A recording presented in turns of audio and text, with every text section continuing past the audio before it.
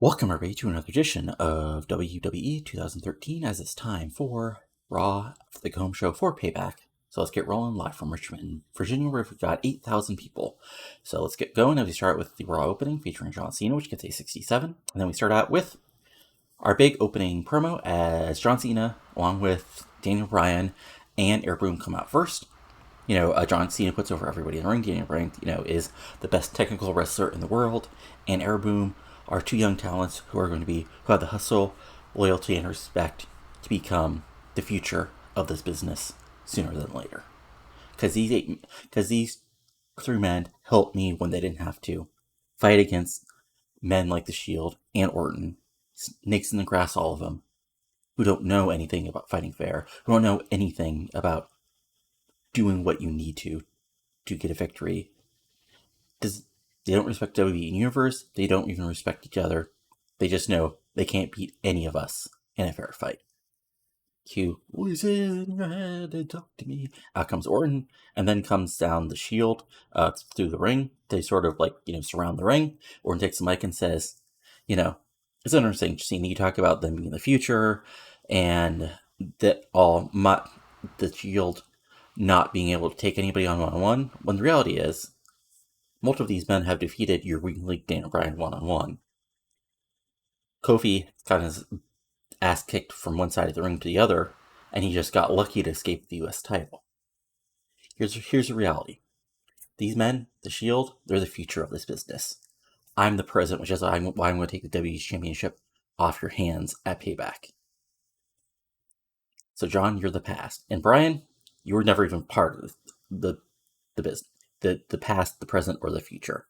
You are the weak linked carry on by a big red machine, and now you're nothing but a little whiner. So everybody continues to argue, and then out comes Vicky, who sets up an 8-man tag for later tonight. 73, solid promo. Probably, I basically I rated Orton, Cena, and Bryan, and did Vicky as a cameo at the end, and everybody else was not rated because, there you go. But still, solid stuff. Then we have a quick little graphic of Wade Barrett, as there will be a highlight reel with Chris Jericho with Wade Barrett later tonight, and that gets a 66. And then we go into our ring for our opening match of the evening. As an extremely short match, Mark Henry destroyed Yoshitatsu in 345 by pinfall for the World's Strongest Slam. This gets a 55. It goes exactly how you think it is. Mark Henry destroys Tatsu. Tatsu gets a 35. Mark Henry gets a 72, and he just sees some squash win. And then he takes the mic and says, "Look, Jinder, this is what you could be doing in this ring if you were a real man. Be a real man, walk away from those jokers you're stuck with, and come talk to me. Because together, we could run this place." And then Henry walks away. As Hunter's, put over, Henry has continually been talking to Jinder to try to get him to understand he could, get back to his prior level here in the WWE. As this gets a 68. Then we go backstage as a quick thing with Team Cena, as Bryan is still pacing, as Cena's going to try to explain to him, look, Orton's in your head. He's a psychological genius who knows how to do that he's a genius who knows how to do that psychological warfare to get inside people's heads. Hell, he's almost gotten in my head. Bryan, you got this, okay? You got two high flyers. You got me. You got your damn skill. And together, we can put down a beating on the Shield and Orton before Payback. But only if you keep your head in the game. You got me? Bryan says yes. Yes. Yes. As the crowd chants along. And Kofi and Evan, pat Daniel on the back before they leave. And Cena, before Bryan says, remember, you've got this, man. You've got this. And then Bryan still paces as everybody else leaves before we go to commercial, as this gets a 79. Good stuff. Not bad at all. Then we have a little thing where Fandango comes down to the ring, then comes down Sheamus. Sheamus, dances actually with Summer Rae for a moment, and then as she, gets twisted away, he just whacks Fandango as the match begins. As that gets to 61. And then afterwards, we have an About That Good Heat and Decent Wrestling. Sheamus defeated Fandango in 11-19 by pinfall, the Brogue Kick. This gets a 72. So actually a pretty decent match, as, Fandango is a good wrestler. And, he fights back, he battles with Sheamus. But in the end, Sheamus is a big, tough SOB. And he just kicks the hell out of Fandango and gets the 1, 2, 3 right in the middle of the ring. 72 overall. Sheamus gets a 76. Fandango gets a 41. And there you go. But then, as Sheamus is celebrating, Ryback comes out of nowhere and just drills him and lays down the beating before WWE officials break it up. As youngsters put over the big match at Payback between Sheamus and Ryback, as these two behemoths will battle to determine who is the true titan in the WWE at the moment. As this gets a 67. And then we go backstage where we have some wackiness where 3MB, are trying to play guitar, but then Naomi Cameron and Tons of Fun come in and try to dance. And of course, they're all in Vicky's office, and eventually Vicky comes in and, is basically confused at all this, as they're trying to argue about what should be happening. And Vicky comes in and says, "Excuse me," to basically shut everybody up, and then sets up a match between Heath Slater and Sweet Tea later tonight. This gets a 41 because, well, look at these people. What do you expect for a rating? And then we have the highlight reel with Wade Barrett as Jericho comes down, puts over Barrett's accomplishments, and then welcomes Barrett down to the ring. There's a little bit of tension, but even though Jericho's the face, he's mostly respectful of Barrett. But Barrett explains, he's the Intercontinental Champion. He should get some damn respect from both Vicky Guerrero and Booker, but he gets nothing. That's why he's facing the Miz at Payback, because Miz is the golden boy of the WWE, and he's going to show that he should be the one getting the full court press from the company, and why he's the future of this company, and why he's holding one of the most important titles in this business, and it's a stepping stone on him getting back to the top. But Jericho, Miz may not look like it, but he's a hell of a wrestler. So why are you so sure he's going to beat him? Well, because I beat him before, I knocked him out. Yeah, but Jericho has. Anybody can get a lucky punch. Oh, never fight past. Oh, you want to see if I can get a lucky punch? Jericho's back to this. Look, I'm just asking questions here, man. So, but if you really think you can take on the Miz at Payback and take him out again, good luck. And there's a little bit of strategy before Barrett walks away, and that gets an 80. And then we have our comedy match as an extremely short match. Heath Slater defeats Sweet Tea 442 by pinfall with smash hit following botch interference by Cameron. So Cameron tries to distract Heath Slater by distracting Sweet Tea. Slater gets a roll up, gets a 1-2-3. This gets a 35. And yeah, Slater gets a 46, Sweet Tea gets a 46, and this was a straight comedy match. As you can see, basically everybody interfered, so there was lots and lots and lots of wackiness. I know. And then post-match, 3MB was, oops. Yeah. Oh, right, yeah. 3MB celebrates, should be, I forgot Slater got the one, but 3MB celebrates, but Jinder, doesn't look quite into it, as he just sort of looks at the chaos, and, maybe this isn't what Jinder Mahal wants to be doing with his career. As this gets a 44, as we move forward, as Reed shows up again, hype Bryan up and says, honey, you're not the weak link. You're one of the best wrestlers in the world. Hell, you made me better in the ring. But you have to believe in yourself. You have to believe that you have to back into the W universe to go out there and show guys like Orton and Ambrose and Reigns what you're made of. And, Bryan seems ready and happy and ready to go as we cut to commercial, as this gets a 73. As we move forward, as we have a fun little tag team match, as in about that decent reaction from the crowd, but subpar wrestling. Gabriel and Kidd actually getting a win, defeating the primetime players, when Tyson Kidd submitted Tyson O'Neill with a dungeon lock. Okay, I thought Kidd would have gotten a pinfall. Should have made that more clear, but anyway, not the end of the world. This gets a 54, back and forth match, but in the end of the day, Gabriel gets, and Kidd actually work well as a team and get the big win over the primetime players. Tyson gets a 50, Justin Gabriel gets a 48, Tyson O'Neill gets a 48, and Darren Young gets a 49. So post-match, we have, Tyson and Kidd, celebrating when Cesaro comes out, and he says, he accepts the challenge from Kidd and Gabriel, but don't worry, his partner isn't going to be Swagger. Matter of fact, his partner is going to be Mystery, but it doesn't matter. We've never teamed up, my partner and I have never teamed up before, but we will take you apart just like that. And then Cesaro snaps and walks away. And this gets a 45 because, these guys are unfortunately that great on the mic. So then we've got Vicky backstage, basically doing backstage GM work when Mr. McMahon walks in the ring, walks in the office to a pop. Vicky, is worried, but no, McMahon waves her off and says, no. I'm going to be here because I'm here to say that next week on Raw, the night after Payback, I'm going to make a big announcement that will shake the foundations of the WWE universe. Vicky says, basically says, okay, and then McMahon walks off, and that gets a 62 and hype for next week. And then we have the SmackDown Hotel, basically, going over recap of SmackDown, including Jericho versus Swagger, which gets a 66. And then we have Tamina in ring, which gets a 37, because, well, it's Tamina Snuka talking.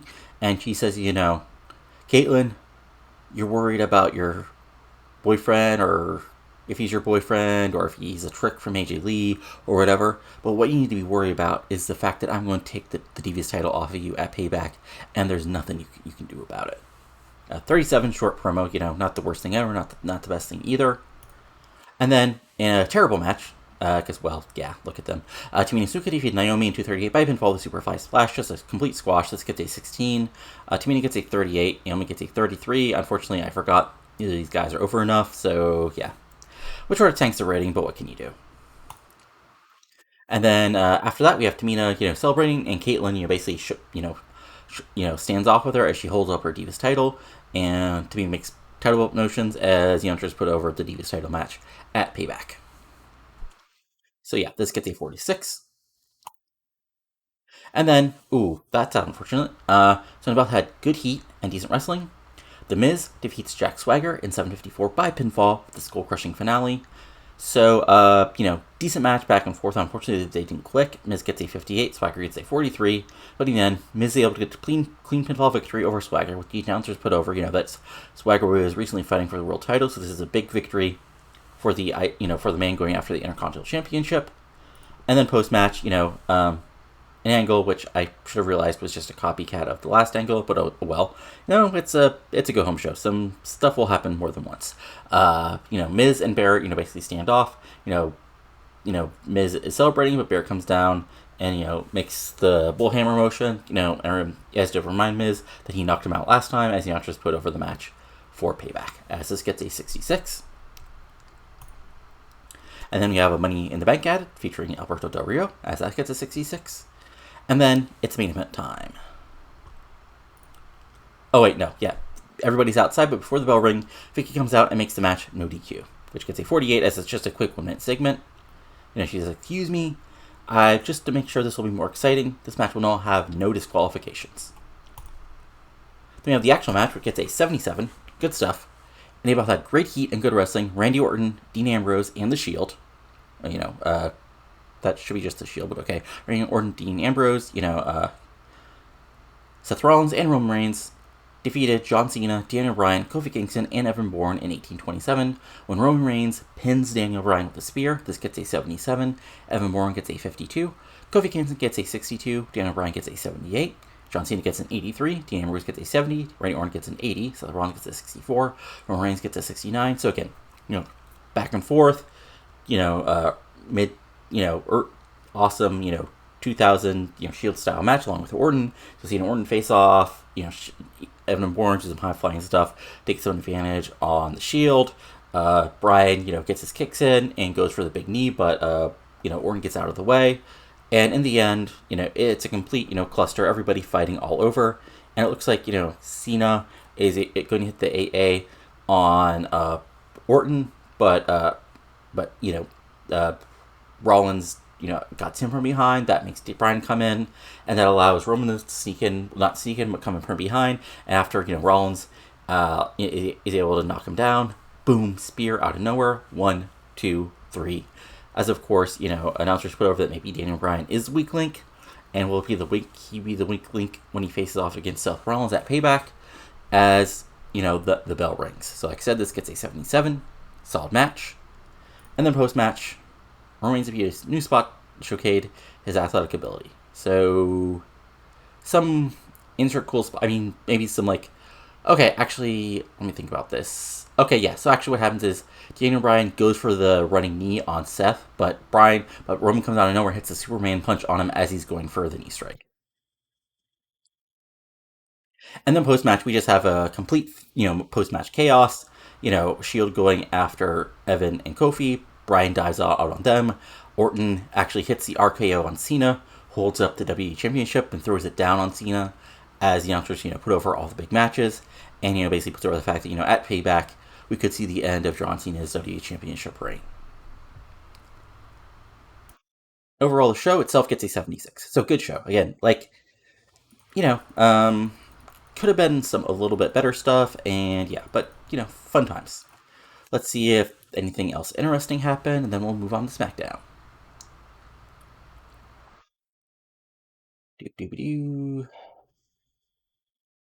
Just waiting and waiting as it goes through. Alright, let's see if there's any interesting email. Foley's contract is ending. Yeah, I know. John Cena thinks Tyson Kidd is charismatic. Have you been seeing something I haven't? Yeah. So yeah. I'll be back in just a second with SmackDown. The go home SmackDown.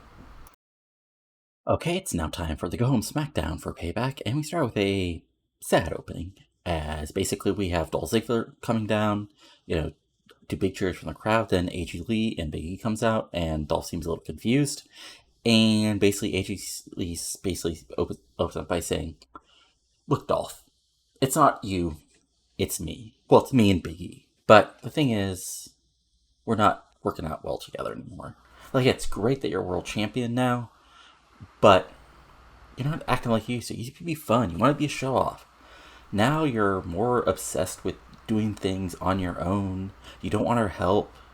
You want to do anything like you used to. So, Dolph, it's nothing personal, okay? Dolph, look, we had a good time. I'm world champion. It's everything we were working towards. No, what we were working towards was being great as a team. You want to be on your own now. You ignored us. You haven't called us.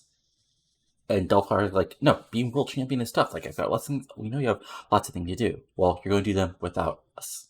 Because we should be as important as that world title, Dolph. We're supposed to be a team.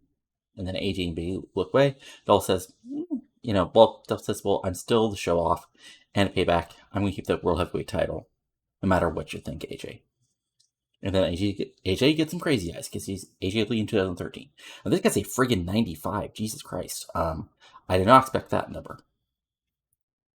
And then we have tonight's main event where basically the announcers put over it's Alberto Del Rio and a partner versus Dolph Ziggler and a partner. But the partner must be a diva. Because reasons. Because Booker T is being some interesting booking as it gets to 64. Then we have a quick backstage segment where the primetime players, are backstage, and, they run in 3MB, who are, tuning their guitars, and they make fun of 3MB, basically putting the fact, they've been successful. So far, will 3MB keep on losing and losing? Yes, they got a win on Raw, but that was through sheer luck and happenstance. Primetime players, we've had our bad luck, but we've never needed a dancer to mess up to get a win. And 3MB fire back, they're just as good as primetime players, but Jinder looks visibly annoyed by everything as this gets a 51. And then you have a backstage segment where Spiker goes into Booker's office and he wants the big show tonight after what happened at the end of last SmackDown. Booker T agrees and sets up the match for later as this gets a 62. Then we have our opening match where it's Wade Barrett defeating Ted DiBiase Jr. in 6-weight by pinfall with a bullhammer. This gets a 69. Nice. Barrett gets a 66. DiBiase Jr. gets a 42. Straightforward quasi-squash win for Barrett. DiBiase gets his spots in, but at the end of the day, it's Ted DiBiase Jr., so Barrett just rolls over him. 1, 2, 3. And then Barrett cuts a quick inning room promo, which gets a 70, saying, that was just a preview, Miz, of what's going to happen to you at Payback. You're attempting to get your payback for me knocking you out, but the only thing that's going to happen is you'll be waking up in the hospital, you'll wake up in a medical facility, wondering where you are, having been KO'd by the Intercontinental Champion once again. And that's your bad news. So that gets a 70. Then we move forward where, I forgot to change it. That should be AJ Lee. Sorry. I put her because I forgot to change okay. That should be AJ Lee showing up at Del Rio's locker room, offering her services tonight for the tag match, and, Big E is behind her, and Alberto nods. But gets a miscop because Del Rio's supposed to be a good guy. She's teaming with AJ, who's now acting like a bad guy. That's weird.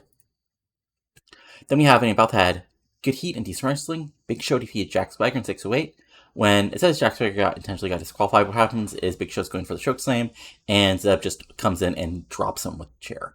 Which, Big Show's still about to go for the choke slam when Zeb hits him again. And, it looks like, Jericho's actually going to go down. Yes, I know. When Jericho actually makes a save for the Big Show, as the crowd pops, and the Big Show comes out. I mean, basically, turnabout's fair play, and there's a stare down, and the Booker comes out and says, you know, man who used to be my new assistant, Teddy Long, recently retired from this business sucker, but in his honor, let's make this a tag team match, player. And Swagger's like, no, I don't have a partner. Swagger says, well, you better find a partner by the time we get back, or else you're going to get your ass kicked 2-on-1. Crowd applause for that as we get to 62. And for Raw Rebound featuring Daniel Bryan, which gets a 53. And then we have Caitlyn backstage knocking on Dolph's door. Dolph opens it, and he's surprised. He's like, Caitlyn's like, no hard feelings. Dolph's like, fine, AJ seemed to move on, so I can move on as well. So this gets a 69. As we basically, set up the main event for later tonight. And then we move forward to Cody Rhodes being Swagger's partner, as that gets a 63. And then in the actual match, we had about that great heat and decent wrestling. The Big Show and Chris Jericho, the Fable Jericho, defeat Jack Swagger and Cody Rhodes in 1426 when Big Show pinned Cody Rhodes with the WMD. This gets a 58. I'm going to probably rename that to the Chokeslam because I'm not going to be doing that anymore. Cody gets a 58, Jack Swagger gets a 52, Jericho gets a 70, Big Show gets a 74. And then, Swagger tries to get his attack in, but Jericho and Show toss him out. And, Big Show and Jericho celebrate together, and it seems like Jericho has been reunited. So there we go. And Big Show's now face again. Then we have a Payback ad starring John Cena, which gets a 68. And then in our main event, which is a very interesting main event, and they both had good heat and decent wrestling, AJ Lee and Alberto Del Rio defeats Dolph Ziggler and Caitlyn in 9:38 when Alberto Del Rio pins Dolph Ziggler after Ricardo Rodriguez basically distracts. What happens is, Ricardo tries to get involved. Ziggler, pushes him off the ringside, ring apron. That allows Del Rio to hit his wacky kick, then his other wacky kick off the top, and get the 1-2-3 over the World Heavyweight Champion as the crowd boos. This gets a 64, Caitlyn gets a 39, Ziggler gets a 78, Del Rio gets a 71, AJ Lee gets a 52. And let me see if there's anything else going on here. No, that's about it. And then post-match, Del Rio grabs the title and has Ricardo announce him as the future World Heavyweight Champion, which gets a very mixed reaction from the crowd, bordering on almost all boos, as that gets a 74, as the announcers continue to put over the big matches for Payback. As overall, we get a 76. That 95, I was not expecting that at all. So, let's move forward. So yeah, really solid show. I think 2 solid go-home shows there. A little bit of, SmackDown was probably a little worse in real life because in real life it involved the Shield taking their first pinfall loss, but that's something I'm booking for something later. But yeah, fun times and really solid stuff.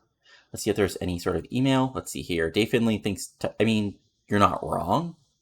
But let's see here. Nah, nothing else really of interest. And yeah, just as a quick check of our storylines and everything before we head out, we've got the Cesaro Gabriel Kidd angle out of 51. We have AJ Lee and Caitlyn at a 55. We had Orton and Cena at a 78. We have Del Rio and Ziggler at a 68. We have Ryback and Sheamus at a 71. We have, okay, I should have probably just thrown all those guys in a feud, but okay, not the end of the world. Is that still at a 50, so not the end of the world. We have Rhodes. Okay, I put Rhodes in this too early, but Miz and Barrett is at 66. The Shield Hell No angle is, which now includes Kofi and Evan, is now at a 74. And the Henry versus 3MD angle is at a 50. So fun times. And again, if we go over the actual lineup for Payback, we have in the main event, John Cena versus Randy Orton for the WWE Championship. We've got Dolph Ziggler versus Alberto Del Rio and Del Rio's last shot as long as Ziggler is champion at the World Heavyweight Championship. We've got Caitlyn versus Tamina Snuka for the Divas Championship. We've got the Shield defending the tag titles against Kofi Kingston and Evan Bourne, Air Boom. We got Sheamus versus Ryback. We've got Wade Barrett versus The Miz. And in a match I forgot to add, but is not the end of the world, we also have Daniel Bryan versus Seth Rollins. And in one of those matches that'll be added on the pre-show, or not as part of the pre-show, but let's see here. It was going to be